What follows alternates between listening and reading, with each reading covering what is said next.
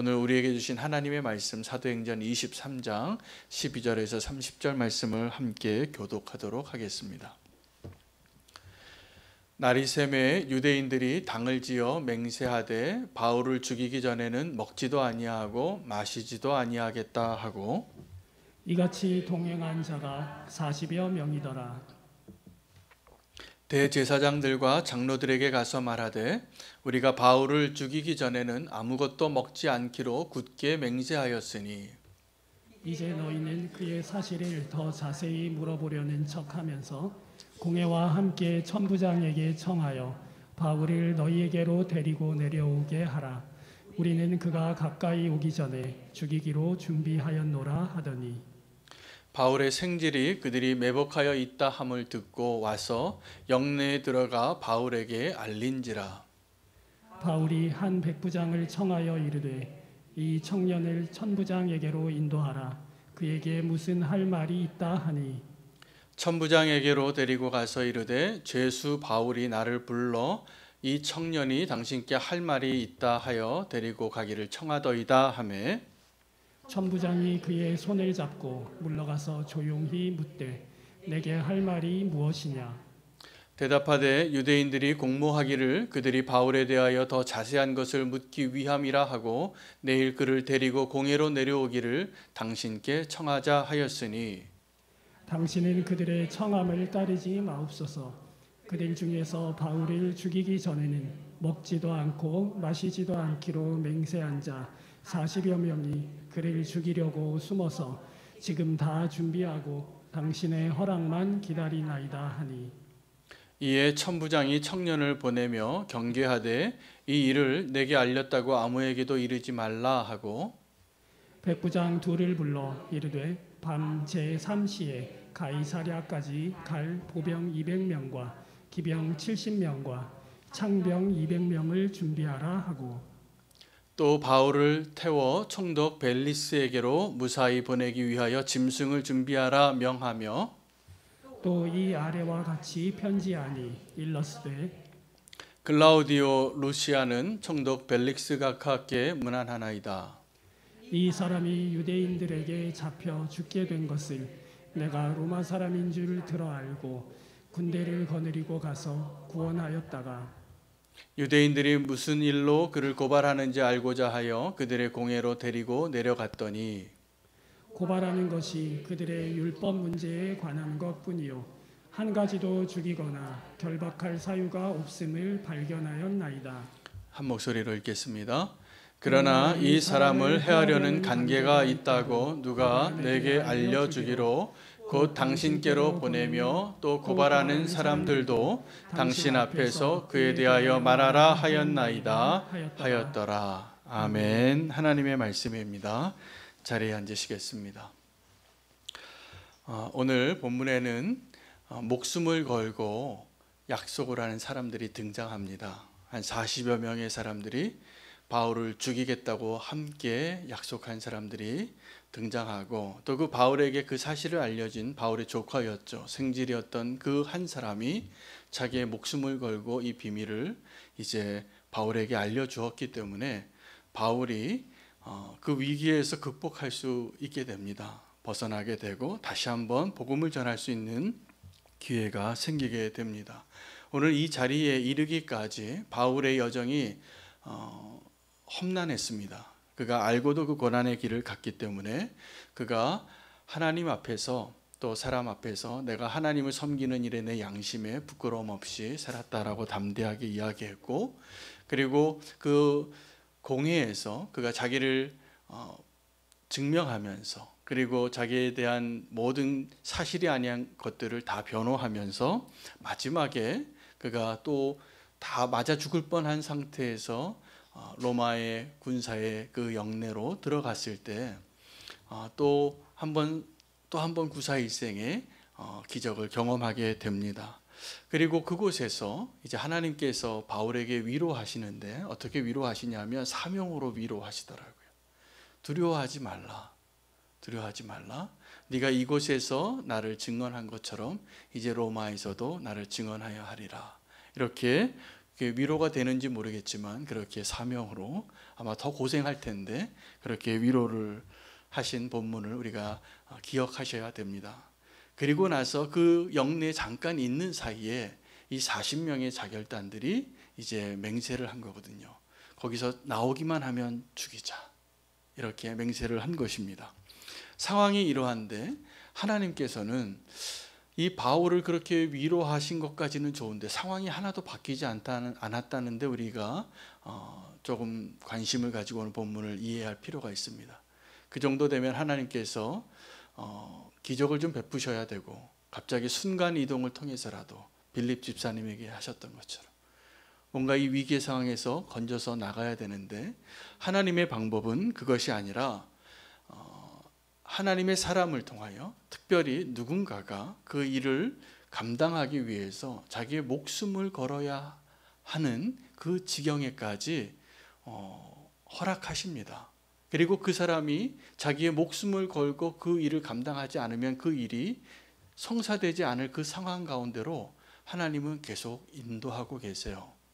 여러분, 오늘 본문에서 우리가 한 가지 기억해야 할 것은 저와 여러분이 믿음 생활을 하면서 우리가 다 어떠한 믿음 생활을 원하냐면 편안하고 평안하고 그리고 안전하고 안락하고 이러한 신앙생활을 원할 때가 많은데 이것이 우리에게 더 위태로운 결과를 가져올 때가 많습니다.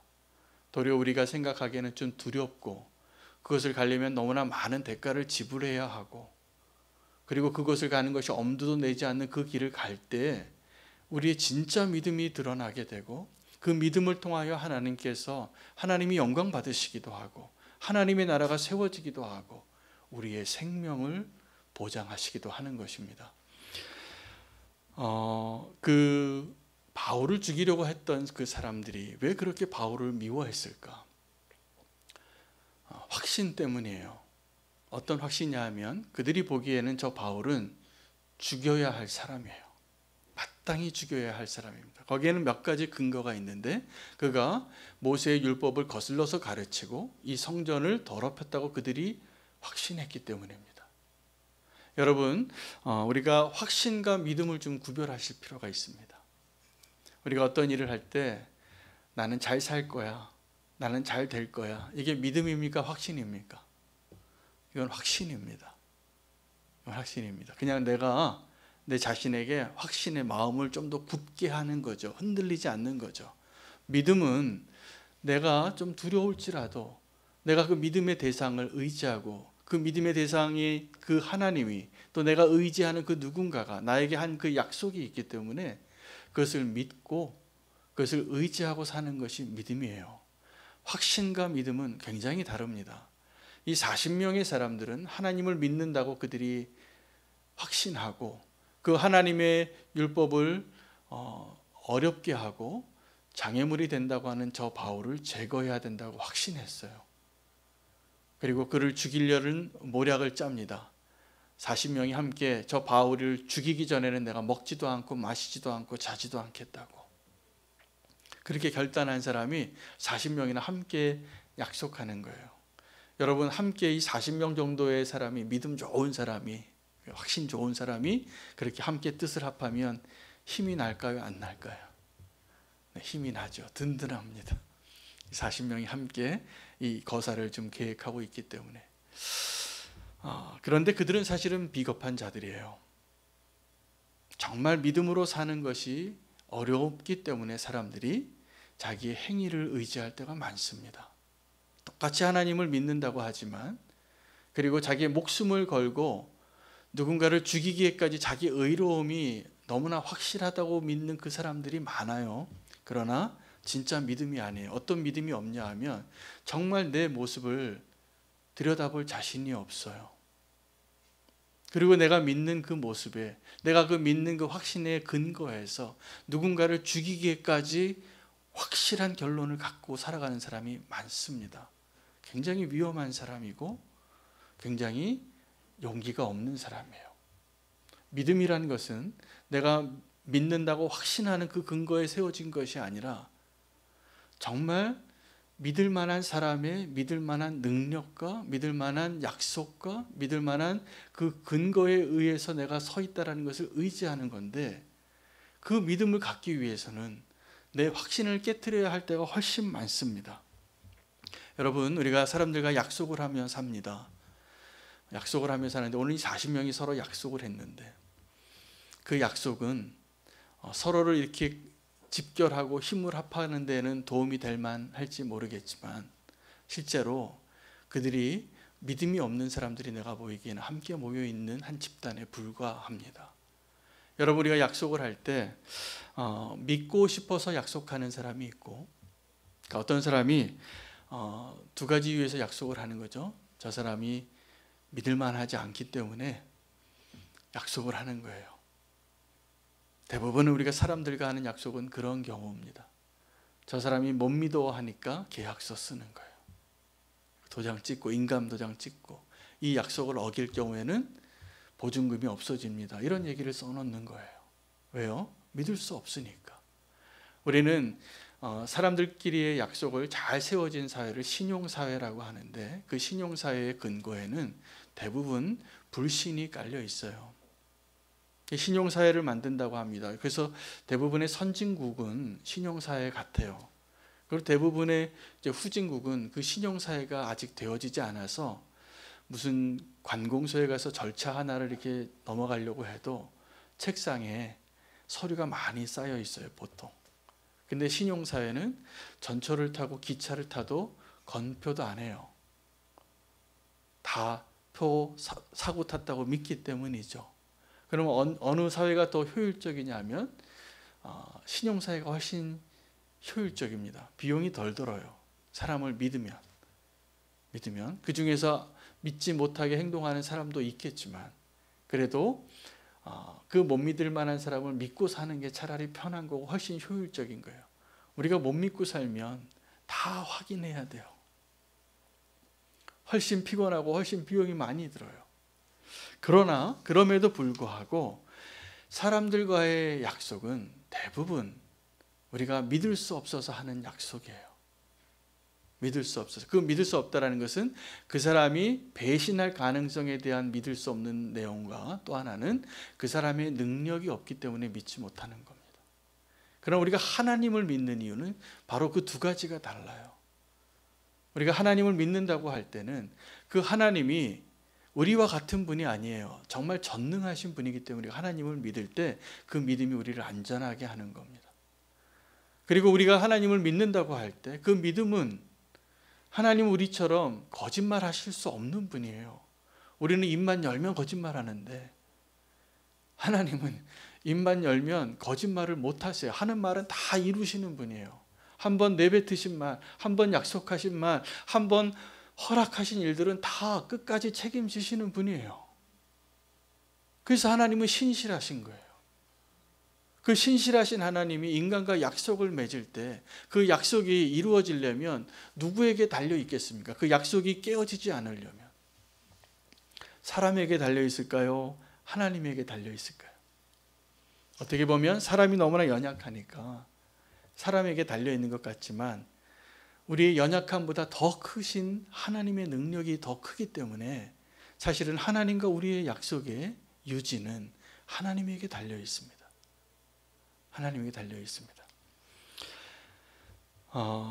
사람들 보기에도 우리가 믿을 만한 사람이 있고요, 믿을 만하지 못한 사람이 있습니다. 저에게는 그렇습니다. 제가 말을 안 해서 그렇지. 어떤 사람은 믿을 만해요. 어떤 사람은 참 믿음이 잘 안 가요. 또 의심이 가요. 그 사람의 신뢰성과 능력이나 여러 가지로 다. 그래도 우리는 그래도 불구하고 같이 더불어 사는 거예요. 그렇게 가정을 이루고, 그렇게 교회를 이루고, 그렇게 직장에서 함께 일도 하고. 여러분 다 믿을 만한 사람하고 같이 일하고 계시고 살고 계세요? 아마 아닐 겁니다. 아닐 겁니다. 그래서 우리가 살 수 있는 거예요. 자, 그런데 하나님이 보시면 우리는 어떻겠습니까? 하나님 보시기에 우리는 믿을만 할까요? 천만의 말씀입니다.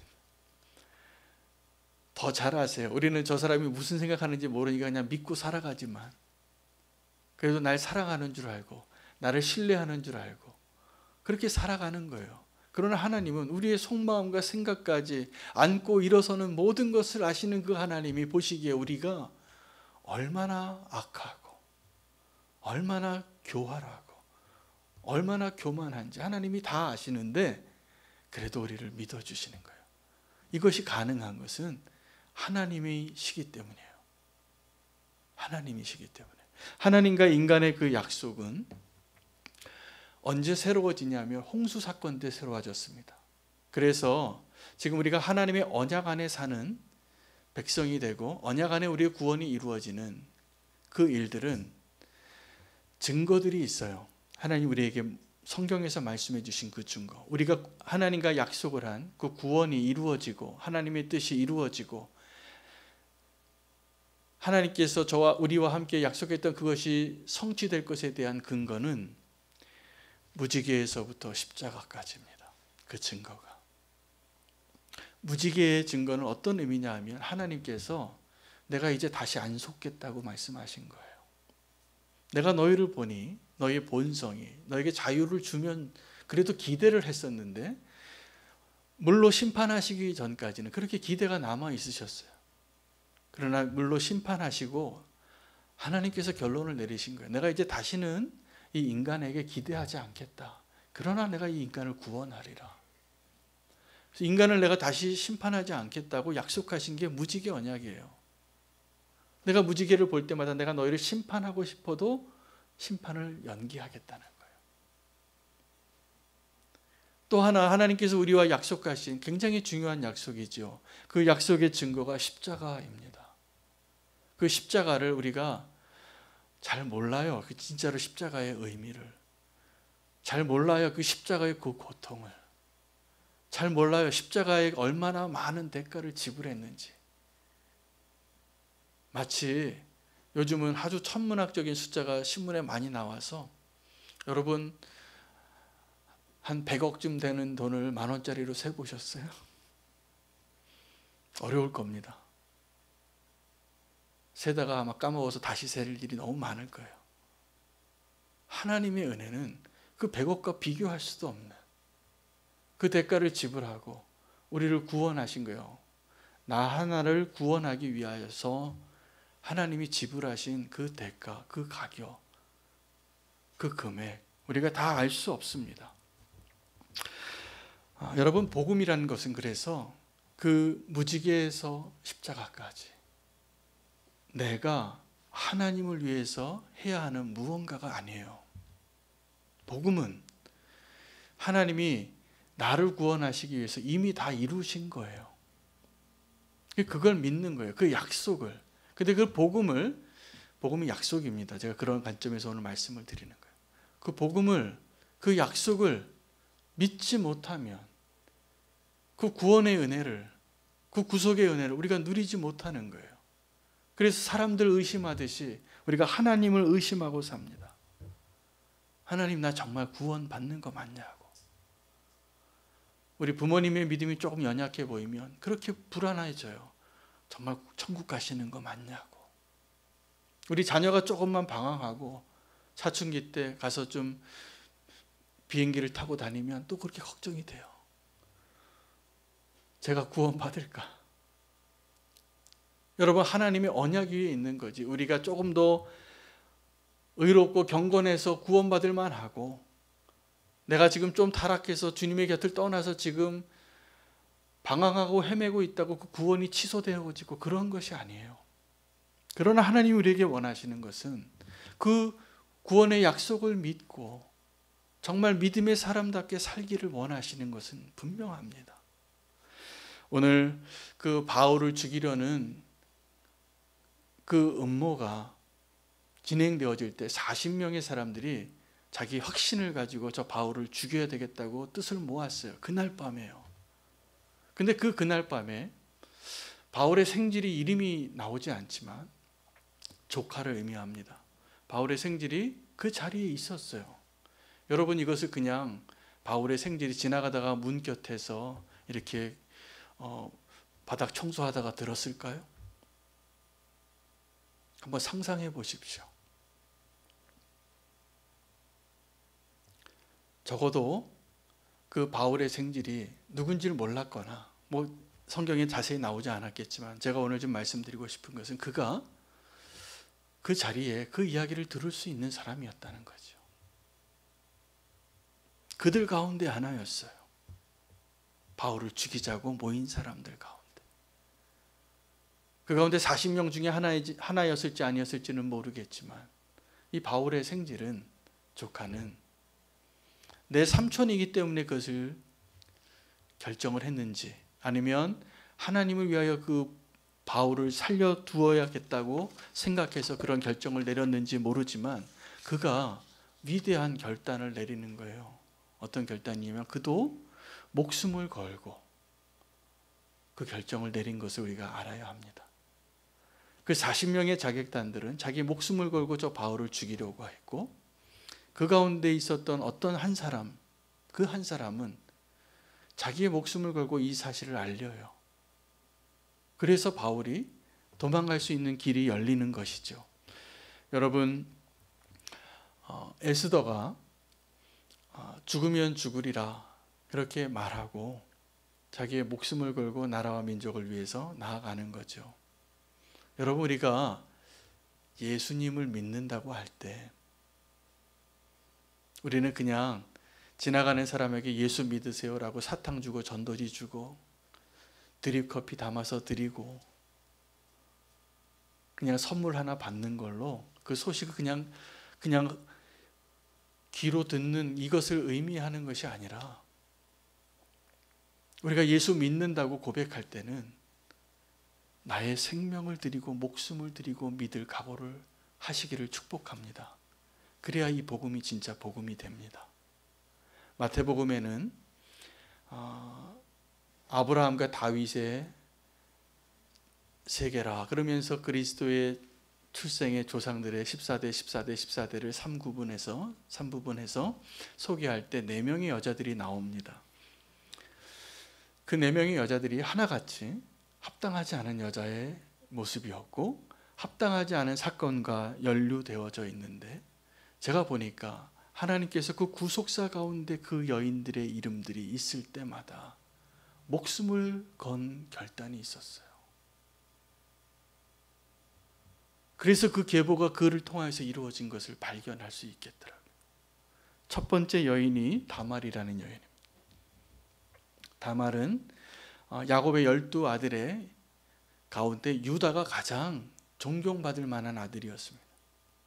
성경적인 관점에서 그 인격과 믿음이 가장 훌륭한, 그래서 이 유다의 자손으로 오신 거예요, 메시아가. 근데 그 유다의 이야기를 가장 치욕적인 그의 인생 가운데 숨기고 싶은 한 부분을 소개해요. 창세기 38장에. 그의 아들 셋이 있었는데 엘과 오난과 셀라입니다. 이 다말은 엘의 아내예요. 첫 번째 아들의. 근데 아들이 하나님 보시기에 악해서 하나님이 그를 쳤어요. 그가 죽습니다. 대를 이어야 하기 때문에 그 맏이었던 그 첫째 엘의 자손을 이어야 되기 때문에 그 엘의 부인을 둘째 아들에게 줘요. 근데 그 둘째 아들이 자기가 이 아이를 낳으면 내 아들이 아니라 형의 아들이 될 것을 알았기 때문에 땅에 설정을 해요. 그래서 하나님이 그도 죽여요. 또 악하니까. 이제 셋째 아들 남았는데 셀라를 어리니까 주지 않고 있을 때 과부가 되어서 아버지 집에 가 있었던 다말을 이 유다가 자기 아내가 죽은 후에 며느리인 줄 모르고 창녀인 줄 알고 관계를 맺고 임신을 해요. 그리고 그 여인이 임신했다는 소리를 듣고 유다가 분노합니다. 죽여야 된다, 반드시. 죽여야 된다. 그런데 그 유다가 약조를 받은 그 증거물, 이 유다의 아내죠, 다말이 이 모든 사건을 의도적으로 했는지 아니면 우연히 그렇게 되었는지 알 수 없지만 상당히 의도적입니다. 목숨을 걸고 한 거예요. 그 하나님의 그 구원의 구속사를 이어가기 위하여서 그 여인이, 그래서 나중에 말도 안 되는 이렇게 삼류 드라마 같은 이 사건 속에서 유다가 뭐라고 얘기하냐면 네가 나보다 의롭다 이렇게 얘기해요. 누구에게요? 다말에게. 그에게 있어서는 목숨을 걸고 한 행동이었어요. 또 나옵니다. 두 번째 여인 라합이에요. 그녀는 원래 기생이에요. 그런데 그 여리고성이 무너질 때 여호수아가 2명만 보내잖아요. 2명의 이름 가운데 1명은 분명히 압니다. 살몬이에요. 마태복음에 그의 이름이 나오기 때문이에요. 그 두 사람의 정탐꾼이 숨었을 때 그 정탐꾼을 숨겨준 여인이 기생 라합인데, 그 기생 라합이 그 여리고성 안에서 사람들이 다 두려워서 마음이 놓았다는 것을 알려줘요. 그리고 거래를 해요. 목숨을 걸고. 들키면 큰일 나요. 이 정탐꾼도 들키면 큰일 나고, 이 기생 라합도 지금 그 두 사람을 살려줬다는 것을 들키게 되면 목숨을 빼앗겨야 될 그 상황이잖아요. 그리고 그들을 믿은 거예요.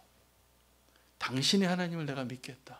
당신의 군대가 이 성을 침략하여 들어올 때 나와 내 가족을 구원해 달라고 약속하라. 그래서 이 살몬도 약속합니다. 그러면 너희 창가에 붉은 줄을 달면 내가 들어올 때 분명히 너희만은 살려주겠다. 그리고 이 살몬도 목숨을 걸고 그 얘기를 해요. 여호수아에게. 이런 기생이 나를 도와줬는데 우리가 이 여리고성을 침범할 때는 꼭 그 집은 남겨놔야 된다고. 그렇게 구원을 얻습니다. 그렇게 건져진 그 기생 라합의 후손으로 메시아가 오는 거예요.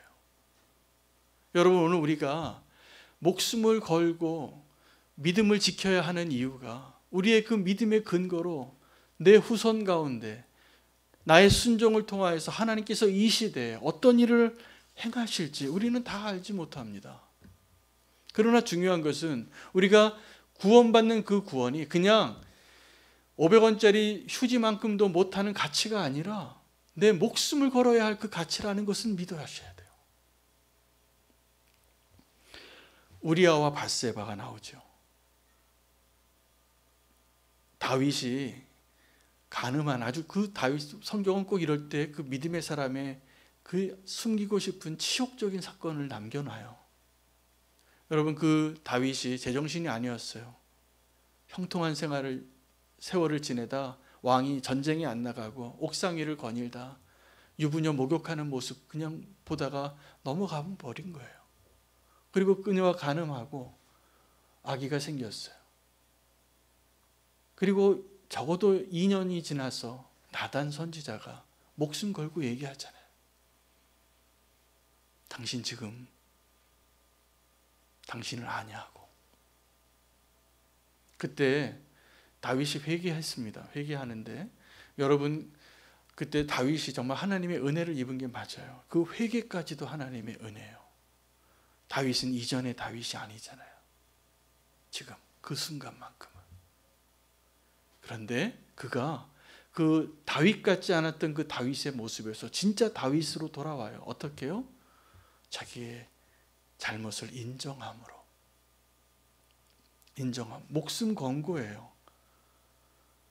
여러분 한번 생각해 보세요. 어떤 지위가 높고 존경받고 겉으로 보기에 온전해 보인 사람들이 어떤 스캔들이 일어나면 그 감당을 못하는, 그래서 극단적인 선택을 하는 거예요. 그냥 맨날 그렇게 살던 사람이 그러면 그냥 내가 맨날 짓던 죄 또 하나 지은 것밖에 아니지만 그런 죄를 지을 거라고 상상할 수도 없었던 그 사람 다윗이 그 회개를 했다는 것은 그 시편 51편을 적고 역사서에 다 기록이 되어지고 모든 사람이 알고 심지어는 나까지 알게 된 이 사건, 다윗은 목숨을 건 거예요. 어디예요? 그 회개에 목숨을 건 거예요. 여러분, 우리가 믿는다고 할 때 우리가 믿음으로 구원받는 게 그냥 다 공짜고 은혜인 것 같지만 사실은 그 은혜를 얻기 위해서 꼭 필요한 게 우리의 내 목숨을 다 걸어야 되는 거예요. 마리아가 남았어요. 마지막 여인이 마리아인데 이 마리아가 선택받은 여인으로 이제 하나님의 아들을 잉태하게 되지만 처녀가 잉태하면 어떻게 돼요? 당장 남편한테 어떻게 설명을 해요? 내가 아직 약정한 기간에 있고 같이 결혼을 아직 안 한 사이인데 임신을 했으니 그 남편이 보기에는 반드시 죽여야 할 이유였어요. 그런데 요셉을 하나님께서 그 의로운 사람을 가만히 덮어두고 그녀를 살려두잖아요. 마리아는 처녀가 잉태하게 되면 어떠한 위험을 겪어야 되는지를 모르지 않았어요. 그러나 그것을 수락해요. 그대로 이루어지길 원합니다. 그것이 무엇을 의미하냐면 목숨을 건 약속이에요. 그것도 목숨을 걸고 결단한 거예요. 여러분, 우리가 구원을 얻는 게 은혜로 얻고 믿음으로 얻는 것이지만 이것이 그냥 공짜가 아닙니다. 사실은 그냥 되어지는 게 아닙니다. 요즘 마태복음으로 새벽 기도를 말씀을 계속 전하고 있는데 천국에 대한 비유 가운데 굉장히 중요한 비유 하나가 밭에 보화가 숨겨져 있는데 그것을 소유하는 게 천국이라고 그랬어요. 근데 어떻게 소유하냐면 자기의 소유를 다 팔아서. 그래서 부자 청년이 또 돌아갔잖아요. 부자 청년이 나를 따르라. 영생을 얻고 싶은데. 왜요? 자기 소유가 너무 많아서. 그런데 여러분, 우리는 부자 청년과 비교하지 않아도 돼요. 왜냐하면 자기 소유를 다 판다고 할 때 그 자기 소유에는 자기의 목숨도 포함돼요. 자기의 목숨도. 우리가 천국을 얻으려면 자기 소유를 다 팔아 내 목숨을 내놓을 수 있을 믿음이 필요해요. 그래서 예수님께서 누구든지 너희가 나를 따르려거든 자기를 부인하고 자기 십자가를 지고 나를 따르라. 예수님을 따르는 것은 자기를 부인하는, 자기의 목숨을 내놓는 일이 없이는 결코 가능하지 않습니다. 여러분, 그냥 믿음이 그냥 좋은 일이라고, 좋은 얘기라고, 예수님 믿으면 구원 받는다고, 천국 간다고 믿는 것은 그냥 여러 우상을 믿는 것 중에 하나 믿는 그 정도의 믿음이라면 그거 진짜 믿음이 아니잖아요. 내가 그 말씀대로 예수님 믿고 구원받는 것이 가능하려면 내 소유를 다 팔아서 그 기쁜 소식을 누릴 수 있는, 그것은 나의 능력과 상관이 없고 나의 의로움과 나의 노력과 상관이 없는 거예요. 그 일은 예수님께서 이루신 것인데 그것을 소유하려면 나의 목숨을 내놓는 일이 동일하게 필요한 거예요. 이게 진짜 믿음이기 때문에 그렇습니다. 저는 오늘 이 말씀 준비하다가 이제 예화를 준비하려고 뉴스를 보다가 오늘 한 15분 정도 되는 동영상 하나를 봤어요. 어떤 걸 봤냐 하면 지난주에 유엔에서 미얀마 유엔 대사인 초모툰이라는 대사가 자기 나라를 대표해서 유엔 연설을 했습니다. 시간이 나시면 한번 들어보시기 바랍니다.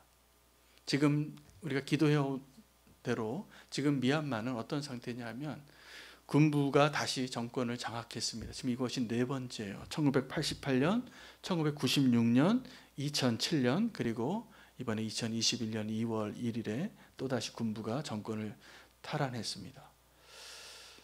바로 그 전에 민주적인 방식에 의해서 대통령이 선출됐고 의회가 형성이 됐는데 군부가 다시 권력을 장악하면서 지금 대혼란이 이루어지고 있고 지난 주일에는 피해 일요일이었어요. 많은 국민이 사살되고 그런 안타까운 소식 가운데 이 유엔 대사가 자기의 나라의 이러한 모든 정치적인 상황을 이야기하면서 민주적으로 세워진 정권이 있고 지금 이 군부가 이 일을 이렇게 하고 있는데 유엔에서 이 미얀마를 위해서 좀 관심을 가져주고 개입해 달라고, 그리고 진짜 정부를, 진짜 이 미얀마의 민주화의 과정을 쭉 설명하면서 그가 울먹이면서 이 연설을 하더라고요. 제가 정말 제가 감동이 됐어요. 우리나라도 비슷한 일을 겪었던 나라잖아요. 40년 전에 광주 항쟁이 있었고 그 독재와 싸웠던 그 경험이 있기 때문에 우리도 그 민주화가 어떠한 의미인지, 그 사람이 지금 외부에 이 한마디 하는 것이 어떤 의미가 있는 걸 알기 때문에 제가 한마디도 놓치지 않고 잘 들었어요. 이 유엔 대사가, 처모튼 대사가 울먹이더라고요. 그러면서 그 유엔 그 대표들에게 마지막 양해를 구하면서 마지막에 한 2분 정도를 내가 미얀마 말로 좀 이야기해도 되겠냐고. 그러면서 그때 자기 국민들에게 얘기하는 거예요. 정말 감동적입니다. 자기는 지금 미국의 뉴욕에 있지만 군부의 총구 앞에 무력하게 피 흘리고 있는 그 국민들을 향하여 소망을 가지라고, 내가 지금 이 이야기를 다 이곳에서 얘기했다고. 그리고 마지막에 그가 이렇게 멋있게 이 말을 하더라고요. 나도 지금 당신들과 함께하고 있다고. 그리고 마지막에 이렇게 세 표시를 하고 끝냈어요. 이게 저항의 표시예요. 손가락 3개를 이렇게 표시한 게. 그 다음날 이 대사가 직위 해제를 당했습니다. 제가 보니까 너무나 멋진 분이더라고요. 제가 그분의 이름을 좀 기억하려고 하고 있어요. 처모튼이라는 대사예요. 그는 자기 민족을 위해서, 나라를 위해서 에스더와 같이 자기의 목숨을 건 행위를 했더라고요. 그리고 그 다음날 잘렸어요. 그리고 오늘 뉴스를 보니까 그가 지금 군부의 결정은 굴복할 수 없다고, 나는 여전히 미얀마의 대사다. 그리고 그 나라를 위하여, 그 시민들을 위하여 에스더처럼. 여러분, 진짜 믿음은 이렇게 내가 꼭 믿음으로 서야 하는 것을 말해야 될 때 자기 목숨을 요구하는 자리예요. 여러분, 우리가 예수 믿는다고 하면서 그냥 세상에서도 좀 잘 살고 예수 믿고 천국도 가고 싶고 그러고 싶잖아요, 우리가 다. 근데 이게 불행한 일이에요. 그게 위험한 일이에요. 지금도 우리가 나의 믿음이 여기서 분명해야 됩니다. 그냥 세상도 좋고 하나님도 좋아서 이 복도 받고 저 복도 받고 그렇게 살기를 원하는 성도가 되지 않으셨으면 좋겠어요.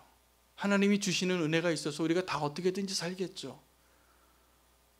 하나님 주신 은혜 다 누리시기를 바랍니다. 그러나 적어도 우리가 주님 앞에 내가 목숨을 내놓고 주님 믿는다고 말할 수 있는 그 믿음이, 결국 그 믿음이, 그 약속이 나를 살릴 거예요.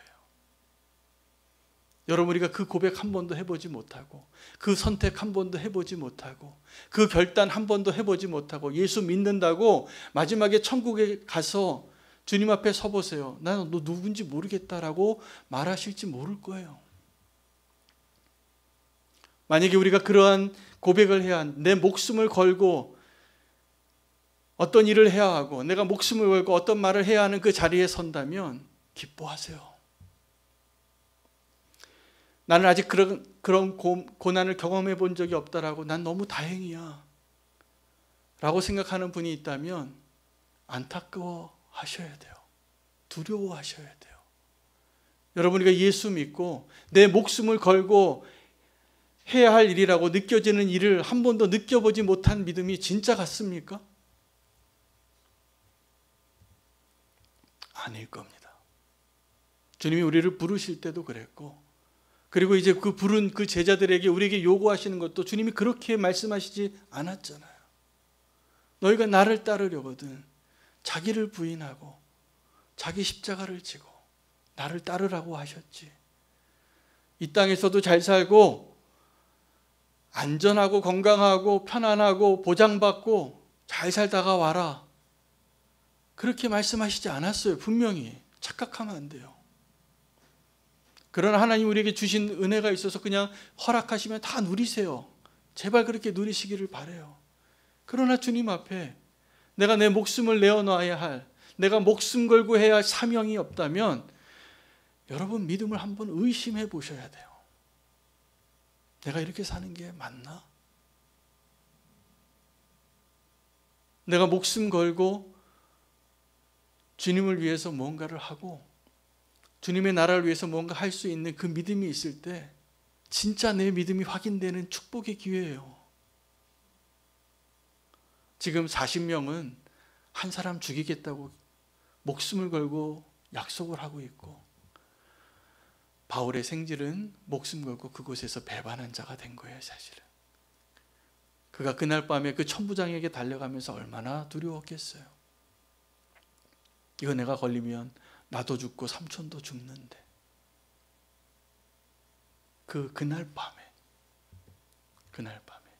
그에게는 자기의 믿음을 증명할 수 있는 기회를 얻은 그날이에요. 여러분에게는 그날이 언제입니까? 나의 믿음을 사람 앞에, 하나님 앞에 내가 목숨을 걸고 하고 싶은 그 일, 그 열망, 그 갈망, 그러한 상황 가운데 내가 믿음의 선택을 할 수 있는, 그런 믿음의 고백을 할 수 있는 그 모습을 꿈꾸십시오. 그게 없는 게 위험한 거예요. 그렇게 목숨을 걸고 결단했던 사람들의 이름이 마태복음에 다 나온 거예요. 오늘 저와 여러분이 주님의 나라를 위하여 목숨 걸고 선택하고 순종하고 내려놓고 바보같이, 여러분 선교사님들 가운데 순교하신 분들이 많은데 그분들이 바보입니까? 불쌍해 보이십니까? 천만에요. 선교사님들 오면 자꾸 교인들이 밥 사주시겠다 그래요. 불쌍하다고. 저는 그분이 불쌍해요. 그분이 어떤 분인데. 선교사님들을 부러워하셔야 돼요. 불쌍한 분이 아니에요. 우리가 선교사님들을 도울 때도 우리가 내 긍휼함으로, 저분이 지금 못 먹고 사니까, 좀 어렵게 사니까, 나는 집에서 좀 따뜻한 데 살고 좋은 차 타고 다니고 월급도 좀 받고, 그래서 한번 한턱 내주고 싶은 마음도 참 귀하세요. 그러나 본질은 우리가 불쌍한 사람이에요. 그렇게 살지 못하는 우리가. 주님의 나라를 위하여 내 모든 인생을 들여보셔야 돼요. 그리고도 우리의 인생은 다이나믹하게 살 수 있습니다. 인생 끝나지 않습니다. 하나님께 맡긴 인생, 내 목숨을 걸고 살 만한 그 인생, 그 믿음을 주님 앞에 보여줘 보세요. 주님이 그 인생을 어떻게 사용하시나. 결코 평범하게 안 사실 겁니다. 저는 정말 믿습니다. 우리는 교회 성도님들이 주님 앞에 목숨 걸고 선택하는 그런 믿음 위에 세워진 인생이 되시고 가정이 되시고 그런 교회가 되기를 원합니다. 그 믿음을 확인할 수 있는 기회잖아요. 축복입니다. 바보가 아니에요. 어리석은 게 아니고 희생이 아니라 놀라운 영광의 특권을 얻는 거예요. 우리 그런 예수님 믿고 살게 되기를 원합니다. 그래서 그걸 자랑하는 저와 여러분 되시기를 축복합니다. 함께 기도하시겠습니다. 오늘 기도하실 때 오늘 말씀 붙잡으시고 제가 몇 가지 기도 제목을 함께 나누고 기도할 때 말씀 본문을 기억하시면서 성령님께서 나의 삶 가운데 역사하시고 새롭게 응답해 주시기를 소망하며 기도하겠습니다. 나의 확신을 버리고 진정한 믿음을 달라고 함께 주의 이름 부르고 기도하기를 원합니다. 기도하시겠습니다.